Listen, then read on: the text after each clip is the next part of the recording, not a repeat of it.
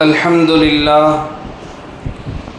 لله رب العالمين والعاقبة للمتقين والصلاة والسلام على سيد الأنبياء والمرسلين وعلى آله وأصحابه أجمعين. قال الله تبارك وتعالى: ولله العزة ولرسوله وللمؤمنين. وقال أيضا: يا أيها الذين آمنوا اصبروا وصابروا ورابطوا واتقوا الله لعلكم تفلحون. صدق الله العظيم. கண்ணியத்துக்கும் பெருமதிப்புக்குரிய இஸ்லாமிய பெரியவர்களே, நண்பர்களே, நாம் அடிக்கடி ஒரு செய்தியை பகிர்ந்து கொண்டே இருக்கிறோம்.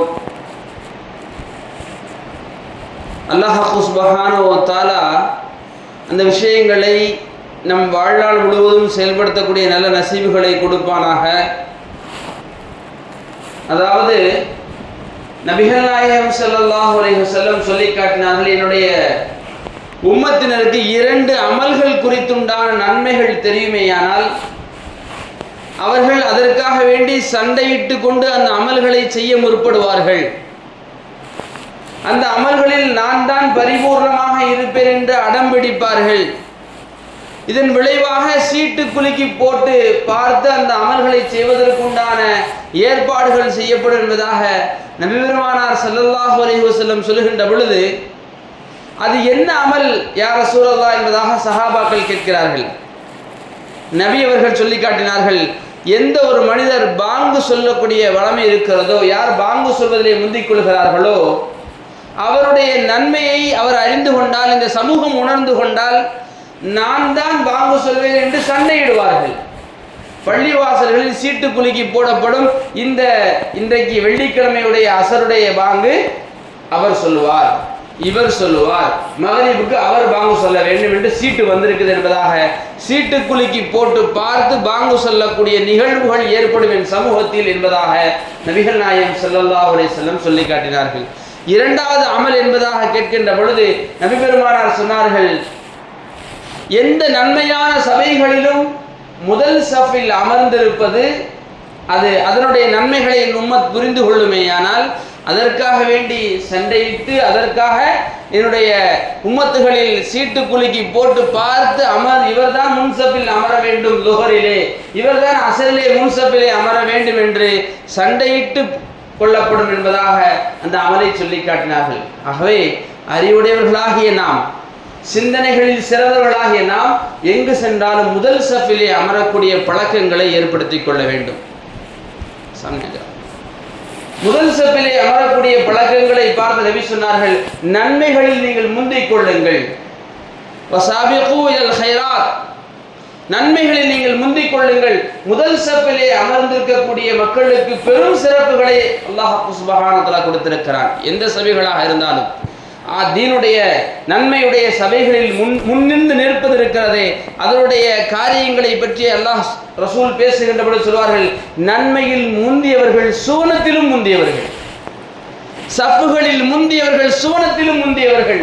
அல்லாஹ் சுப்ஹானஹு வ தஆலா எல்லா சபைகளும் நன்மையான சபைகளில் முன் சஃபில் அமரக்கூடிய நல்ல நசீபுகளை நமக்கும் நம்முடைய சந்ததிகளுக்கும் கொடுத்தல் புரிவானாக. கண்ணியமானவர்களே, இன்றைய இந்த சமூகம் குறித்துண்டான ஒரு தெளிவான தேவைகள் நமக்கு இருக்கிறது. இந்த சமூகம் எதை நோக்கி பயணிக்கிறது? இந்த சமூகம் எதை நோக்கி பயணிக்கிறது? யாரிடம் பேசினாலும் இந்த சமூகத்துடைய அக்கறை குறித்துண்டான சிந்தனைகள் உருவாக்கப்பட்டிருக்கிறது. மாஷா அல்லாஹ். என் சமூகம் முன் சென்று நடக்க வேண்டும். என் சமூகத்தில் படித்தவர்கள் குறைவு, என் சமூகத்தில் எக்கனாமிக்கில் குறைவு, என் சமூகத்தில் பொலிட்டிக்கலில் குறைவு, என் சமூகம் இதிலே பின்தங்கி நிற்கிறது என்ற விஷயங்களை பேசக்கூடிய சூழ்நிலைகளும் அறிவுகளும் முன்னேற்ற பாதைக்கான தேடல்களும் இன்று இஸ்லாமிய சமூகத்திற்கு உருவாகி இருப்பது ஆகச்சிறந்த மகிழ்ச்சியை கொடுக்கிறது. அதற்கான வழிகள் என்ன? நாங்கள் எப்படியெல்லாம் முன்னேற வேண்டும்? நாங்கள் எப்படியெல்லாம் முன்னேறினால் நாங்கள் பொருளாதாரம் அடிப்படையிலும், கல்வி அடிப்படையிலும், அதிகாரங்கள் அடிப்படையிலும், படிப்புகள் அடிப்படையிலும், செல்வாக்குகளுடைய அடிப்படையில் முன் சென்று நாங்கள் மிகப்பெரிய சமூகமாக நிற்க முடியும் என்ற கேள்விகளும் அதற்கான தேடல்களும் இன்றைய சமூகத்தில் நிறைந்திருப்பது மகிழ்ச்சியை கொடுத்திருந்தாலுமே கூட ரசூலுல்லாஹி ஸல்லல்லாஹு அலைஹி வஸல்லம் அவர்கள் இந்த சமூகம் சிறந்ததாக ஆக வேண்டும், இந்த சமூகம் அதிகார வர்க்கமாக உருவாக வேண்டும், இந்த சமூகம் சிறந்த எழுச்சி பெற்ற சமூகமாக உருவாக வேண்டும், இந்த சமூகம் படிப்பில் மிகச் சிறந்தவர்களாக உருவாக வேண்டும், இந்த சமூகம் பொலிட்டிக்கலில் சிறந்தவர்களாக உருவாக வேண்டும் என்பதற்காக சில அடிப்படையான விஷயங்களை சொல்லி தந்திருக்கிறார்கள். அதிலே நாம் கவனம் செலுத்துவோமே ஆனால்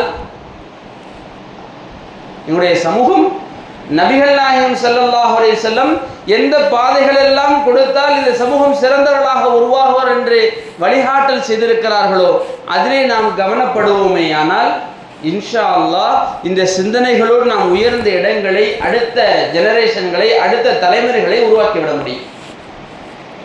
இஸ்லாமிய வரலாறுகளை நாம் நெடுக பார்க்கின்ற பொழுது 600 கிபி ஹிஜ்ரி 600 வரையிலும், சுருக்கமாக சொல்வதென்றால் 6ஆம் நூற்றாண்டு, ஹிஜ்ரியுடைய 6ஆம் நூற்றாண்டு வரைகளிலும் இஸ்லாமிய சமூகத்தை எங்குமே அவர்களை தவிர்க்க முடியாத சக்தியாக இந்த உலகம் பார்த்தது. பக்தாதை குறித்தும் ஒரு தெளிவான பேச்சுகள் சொல்லப்பட்டிருந்தது.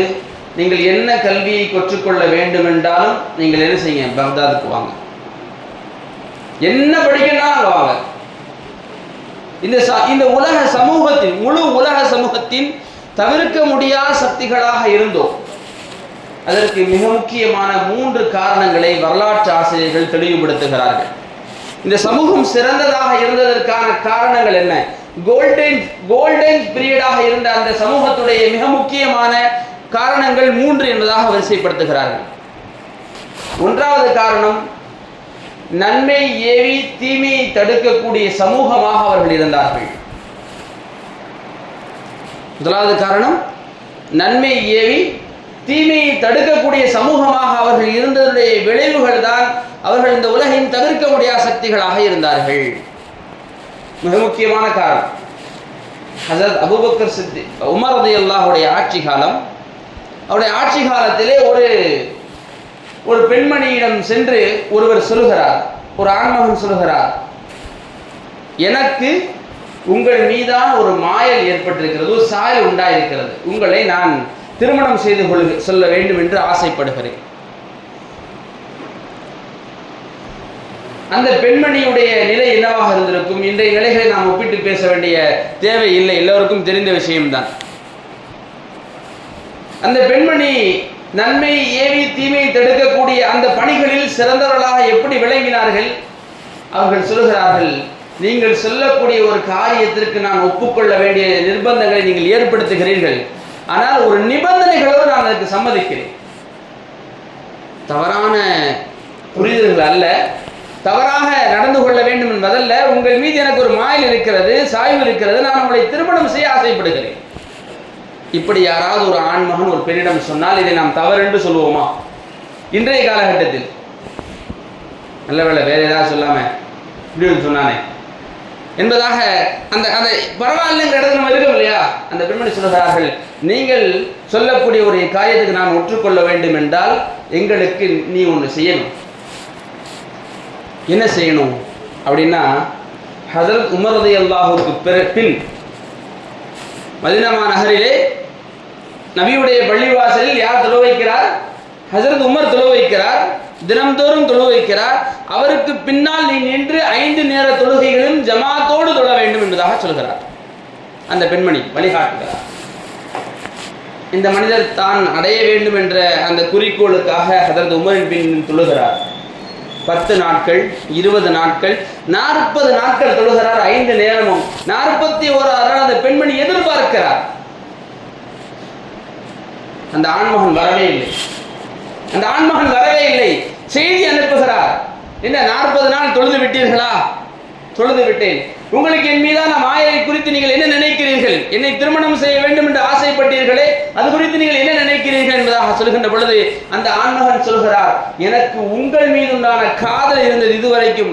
எப்பொழுது நான் ஹஸரத் உமருக்கு பின் தொழுதேனோ, 40 நாட்கள் தொழுதேனோ, 5 நேரங்கள் தொடர்படியாக தொழுதேனோ, என்னுடைய காதல் எல்லாம் ரப்பின் பக்கமாக திரும்பிவிட்டது. கண்ணியத்துக்குரியவர்களே, நன்மை ஏவி தீமையை தடுக்கக்கூடிய பழக்கங்கள் இருந்ததில் விளைவுகளை நாம் பார்க்கிறோம். இந்த சமூகம் எவ்வளவு உயர்ந்த சமூகமாக வளர்ந்தது,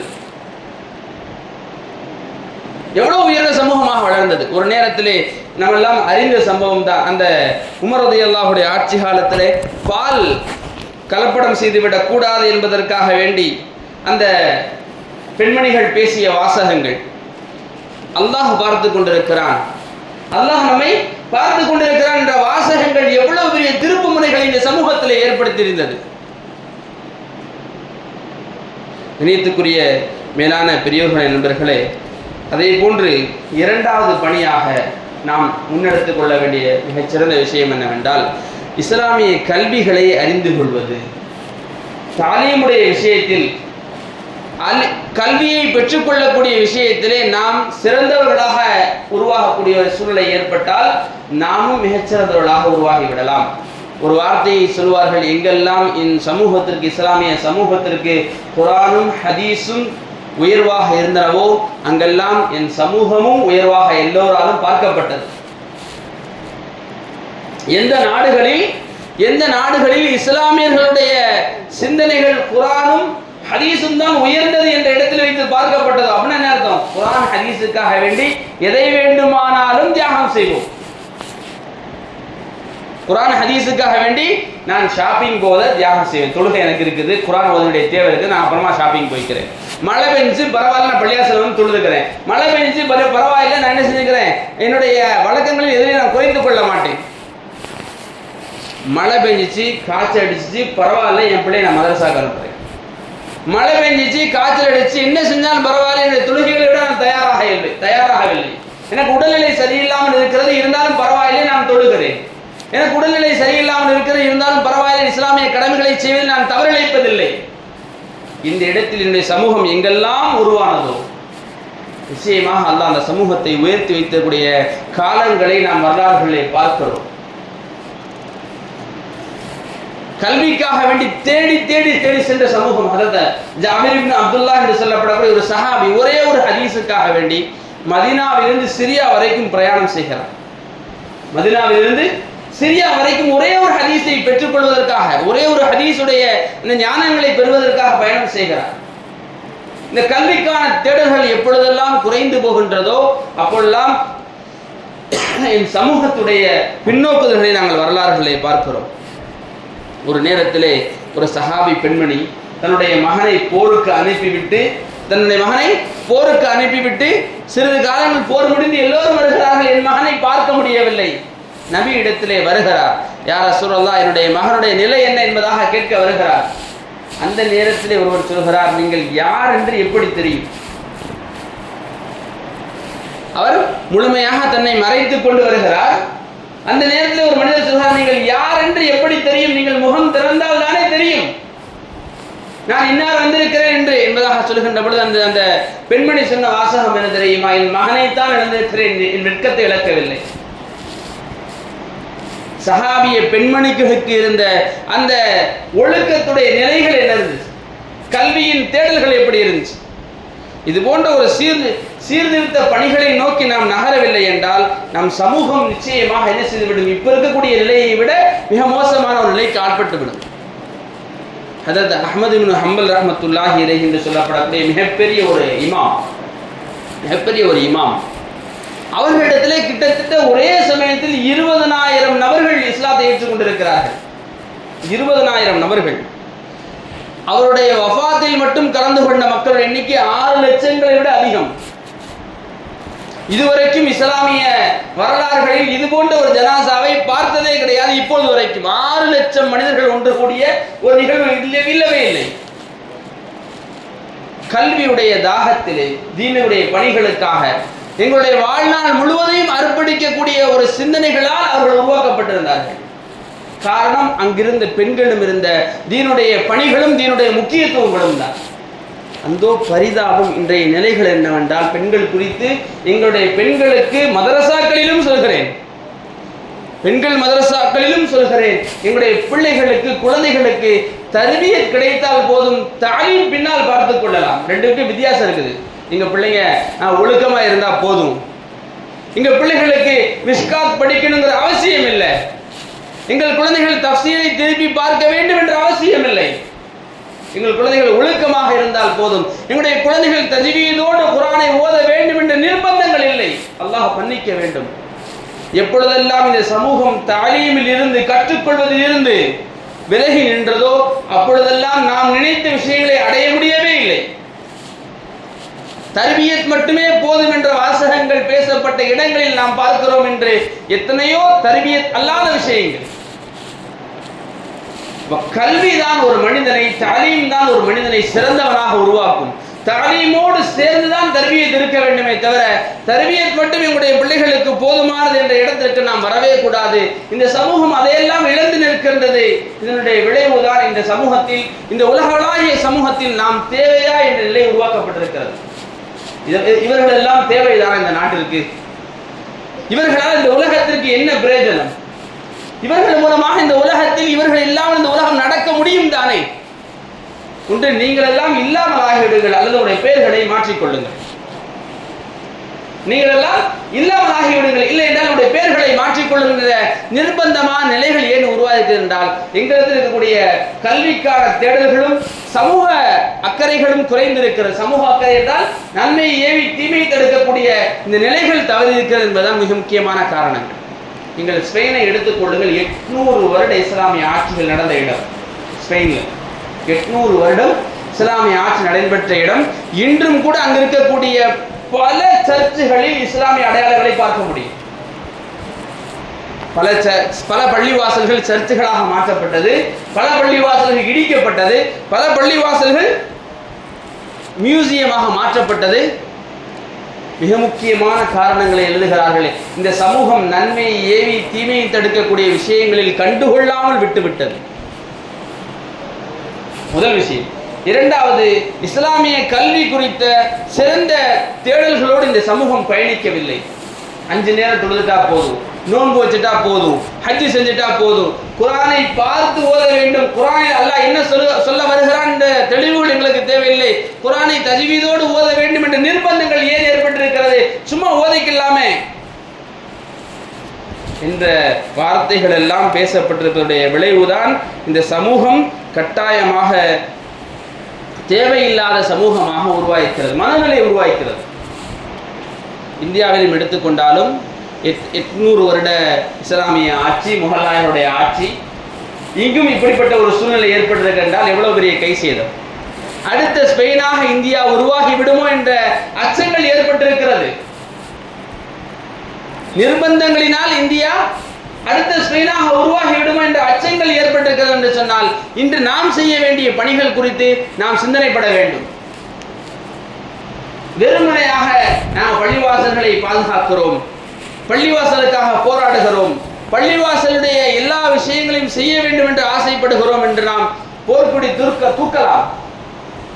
கண்ணியத்துக்குரிய மேலான பெரியவர்கள் நண்பர்களே, தேவை என்னவென்றால் இஸ்லாமிய சமூகம் நபி ஸல்லல்லாஹு அலைஹி வஸல்லம் காட்டிய அந்த 3 விஷயங்களில் கவனம் செலுத்துமேயானால் நிச்சயமாக நாம் பாதுகாக்க தேவை. அல்லாஹ் சொல்றான், இன்னா நஹ்னு நஸல்னா ذிக்ர வ இன்னா லஹு லஹாஃபிதூன். இந்த குர்ஆனை நான் தான் இறக்கிறேன், நான் பாதுகாத்துக்கிறேன்.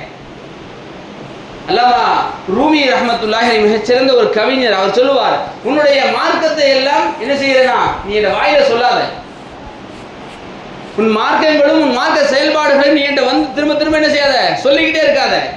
உன் செயல்பாடுல நான் அதை பார்த்துக்கிறேன், உன் செயல்பாடுல நான் அதை பார்த்துக்கிறேன். உன்னுடைய வியாபாரத்தில் நான் மார்க்கத்தை பார்த்துக் கொள்கிறேன், நீ மக்களோடு பேசுகின்ற பொழுது உன் மார்க்கத்தை நான் பார்த்துக் கொள்கிறேன், நீ உன்னுடைய நடை உடை பாவனைகளில் நான் உன்னுடைய மார்க்கத்தை பார்த்துக் கொள்கிறேன். கண்ணியத்துக்குரிய மேலான பெரியவர்களே நண்பர்களே, இந்த சமூகம் சிறந்த சமூகமாக உருவாக வேண்டும் என்றால் முதலாவதாக நன்மை ஏவி தீமையை தடுக்கக்கூடிய பணிகளில் இன்னும் தொடர்ந்து செயல்படுவது. இரண்டாவதாக எங்களுடைய கல்விகளில், இஸ்லாமிய கல்விகளில் நாங்கள் முக்கியத்துவப்படுத்துவது. எங்களுடைய பிள்ளைகள் அடுத்த தலைமுறைகளுக்கான ஏற்பாடுகளை ஒவ்வொரு பள்ளி நிர்வாகமும் செய்திருக்கிறது. மக்தபுகளை மிகச்சிறப்பாக அமைத்திருக்கிறது, பெண்கள் மதரசாக்களை மிகச்சிறப்பாக அமைத்திருக்கிறது. அதில் முழுமையாக கலந்து கொண்டு நான் எங்களுடைய குழந்தைகளுடைய அடுத்த அல்லாஹ்வை புரியக்கூடிய இடத்தை நான் ஏற்பாடு செய்து. மூணாவது, உங்களுடைய உள்ளங்களை பரிசுத்தப்படுத்திக் கொள்வது.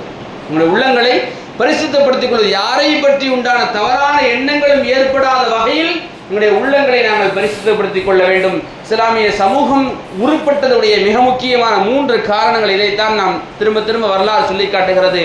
இதை நாம் செயல்படுத்த ஆரம்பிப்போமேயானால் எங்களுடைய வாழ்க்கையிலும் இந்த எல்லா வகையான சீர்களும் சிறப்புகளும் உண்டாகும். இந்த உலகளாவிய சமூகத்தில் இந்த இஸ்லாமிய சமூகம் மிகச்சிறந்ததாக உருவாகும். அதற்கான முன்னெடுப்புகளை செய்யக்கூடிய நல்ல பாக்கியம் பெற்ற ஜெயசீலர்களாக அல்லாஹ் என்னையும் உங்களையும் நம்மை ஈண்டெடுத்த பெற்றோர்களையும் அடுத்த தலைமுறைகளையும் ஆக்கி அருள்புரிவானாக. வாஹிரு தஅவானா அல்ஹம்துலில்லாஹி ரப்பில் ஆலமீன். அஸ்ஸலாமு அலைக்கும் வரஹ்மத்துல்லாஹி வபரகாத்துஹு. சுன்னத்துல்